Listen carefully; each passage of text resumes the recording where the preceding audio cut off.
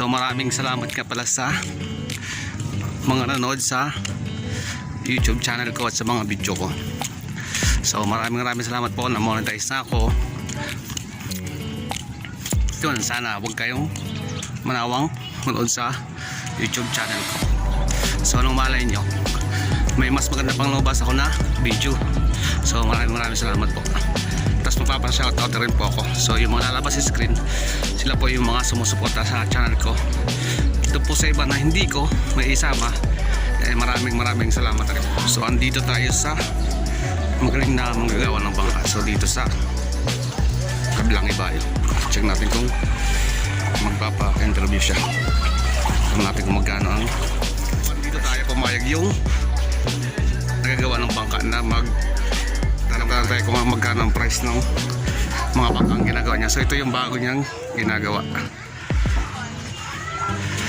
So Brad, magkano ang magagastos ng benta ng isang buo nito?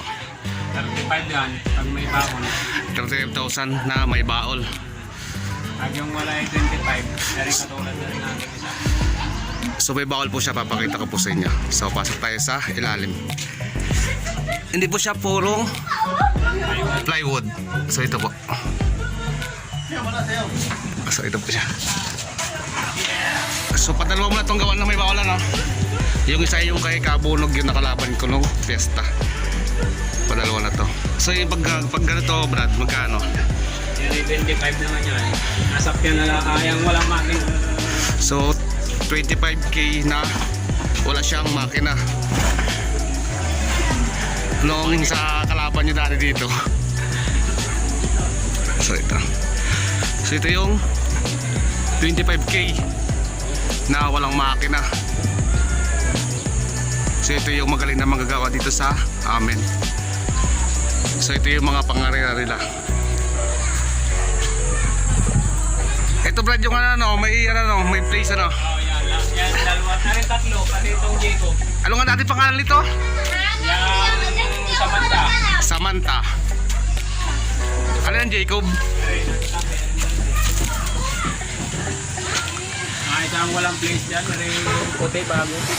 Ito pala yung idol. Ito yung idol, yung laki nakakalaban nung taga Boracay. Ito siya. So wala akong karera dito sa amin. Inip na nga sila na eh. So yan po, ito pa po yung ginawa niya.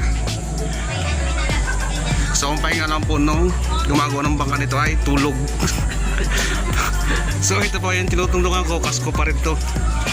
Ito po, kasko pa rin po to, tatlo pa to, bakante. Anim yan, dito nadating yung tatlo. So ang pahinga lang po niya talaga ay tulog. So yan po, siya po yung gumagawa dito. So meron pa po sa kabila na gumagawa. Tingnan natin kung may ginagawa siya. So yung mga gusto mong magpagawa ng bangka dito, sa ano po kami, sa Pola Oriental Mindoro. So pumupunta siya napunta ka pa ng Lubo, no? Kalatagan. Kalatagan, Batangas. So meron na siyang bangka na Isa doon yung Dipalikpikan. yun, Dipalikpikan na ginawa niya. Ang kulay green yung matulin ko yan doon. So ilalagay ko po sa screen yung number niya. Baka po pumunta siya ng Kalatagan, tawagan niyo lang po. So ito po ang location niya. Ito po yung palengke. Yan po yung palengke. So yan po yung ano niya, yung lugar niya. Yan po. Kung magpapagawa po kayo ng bangka, so sa palengke lang po kayo pumunta, tapos makikita nyo na yung manggagawa ng bangka.